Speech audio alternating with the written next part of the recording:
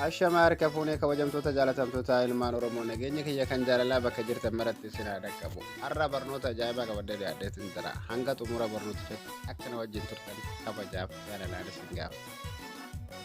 Akkaataa akkaawuntii feesbuuka namaa itti gubuu dandeenyu, akkaataa feesbuuka namaa reeportii dileetu gochuu dandeenyu, akkamitti akka dhabamsiisuu dandeenyu isin barsiisaa. Hanga xumuratti obsaan na wajji tura. Karaa salphaa ta'een namoota hedduun osoo hin ta'in dhuunfuma keetii jawwaala kee keessaa dhufuma keetiin jechuudha fayyadamtee akkaataa itti gubuu dandeessus si barsiisa. Barnoota akkanaa namoonni hedduun hin barsiisanii maaliif wanni kana kutubuudha. Namni yoo waan akkanaa kana baratee feesbuuka namaa ajjeesaa oola waan ta'eef namoonni hedduun hin barsiisan garuu of eeggannoo isiniifis ta'a. Deebii ammoo feesbuuka namoota tokko namoota hin jaalanne namoota hin feene namoota jibbisan jechuudha namoota hayyoota xiqqeessan namoota sheekota xiqqeessan namoota akkasii jala gubuu dhabamsiisuu akkaataa itti dandeessan isin barsiisaa namoota akkasii gubuunis waan gaariidha. Kanaaf haa ta'u walitti hin dheeressuu gara barnootichaatti isin dabarsa. Okay, jalqaba irratti Google Chrome keessan seentu Google Chrome keessan seentu. Google Chrome keessa yeroo seentan iddoo duwwaa sarratti dhufu. Barreeffama kana ni garta jedhee naman. Barreeffama kana ni gartan. Suuta laallattanii barreessitan barreeffama suuta qorlee hin dogoggorree. Irratti gachuqaastu takka. Naa akkatti gachuqaastanii jettanii.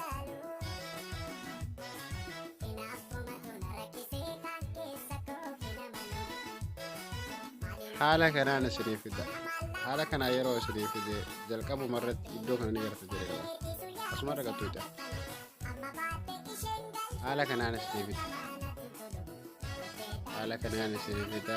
Yurkuun maqaa keessan asirratti ni barreessitan. Ayyi maqaa barbaaddan jechuudha. Maqaan kiyya muummeedha. Muummee tuub jedheen barreessa. Asirratti iimeela keessan ni guuttu.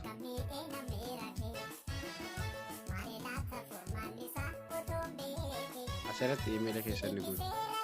Asirratti maqaa feesbuuka abbaa jalaa gubuu barbaaddan ni guutu.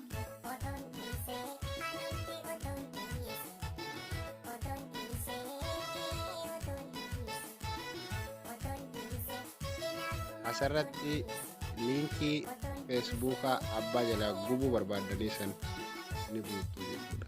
Akkamitti liinkii san argan keessaa baay'ee isin agarsiisu. Liinkii namtiisanii akkamitti argachuu dandeenya kan jedhu feesbuuka akkanatti ni seentu. Asirratti maqaa isaa itti ni barreessitu. Maqaa isaa yeroo irratti barreessan haala kanaan asiniif liinkii as tuttan. Isa takka kana gattuu ittaan akka tol darbatanii liinkiin isaa koppii liinkii kajoo kana ni fudhatu. Baaga jettanii keessaa baatan Google Chrome keessatti deebi'atan. As si'a takkaaf gadi qabu. Feesbuuk ni gootu. Liinkiin isaa asirratti guutamee jira. Irra gaddeemtanii asitti haala kamiin asitti akkaawunt iimeeyil adrees kan jiru iimeeyil abbaa namticha jalaa gubuu barbaaddanii san asirratti galchitu. Akkamitti arganna kan jedhuuf ammallee feesbuuk keessatti deebi'ee isin agarsiisa. Namtichi mareefu feesbuuka isaa seennisan karaa itti feesbuuka isaa jalaa argachuu iimeeyil isaa dandeenyu si agarsiisa.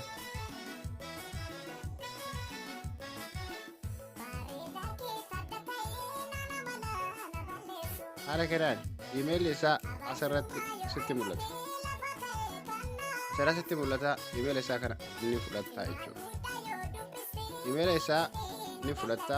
Naa iimeeyila isaa fudhattee jettetti karaa lamaan ni seenta ammas. About akka jedhu kanarratti about info kajoo kanarratti akkana isaa tokko yeroo akkanatti irra ol deemta. Lakkoofsa yoo qabaatan lakkoofsi isaa asirratti si ba'a. Iimeeyilli isaa yoo kan jiraatu taate asirratti si ba'a. Namni tokko kan lakkoofsaatiin iimeeyila godhatu jira. Namni tokko ammoo kan iimeeyiluma mataa isaatiin manatu jira. Iimeeyilli isaa asuma irratti si ba'a jechuudha. Naa asirratti si ba'ee duuba deebitee gootii keessa deebi'a. Iimeeyila namticha sanii asirratti ni guutu. Miira notifiikeeshinii an argee jira waan ta'eef achirraa laladhee jira waan ta'eef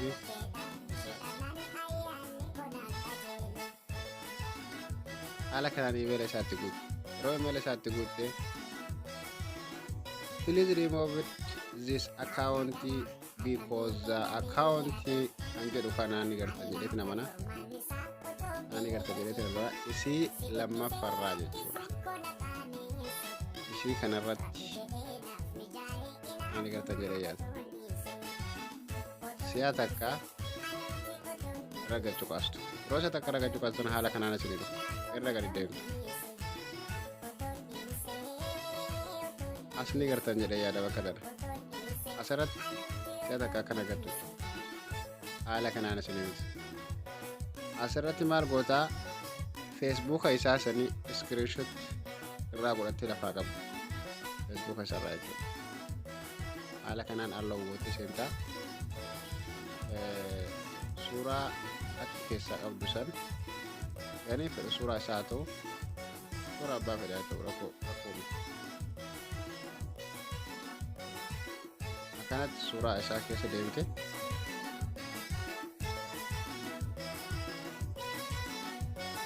suuraa namticha haala inni irraa qabu sanii gaa jechuudha.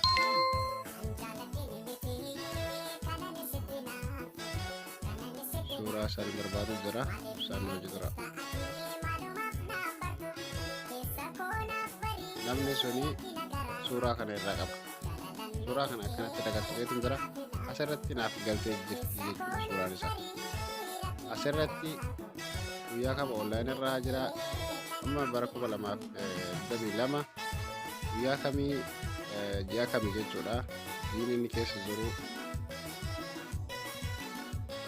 kana guyyaa ammoo guyyuma isinitti tole tokko gootan. Haala kanaan asirratti gadi cuqaastu.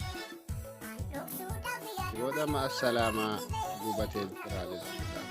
Haala kanaan Facebook namaa ajjeesuu dandeenya. Haala kanaan yoo ka fayyadamtan taate seendi bakka jedhu kana irratti gadi cuqaastu. Booda abbaa Facebook sanii harkaa yoo sunu gubataa jechuudha. Haala kanaan Facebook namaa riippoortii gochuu dandeenya. Hanga xumuraatti waan hojii turtaniif dhuma subscribe gochuudhaan like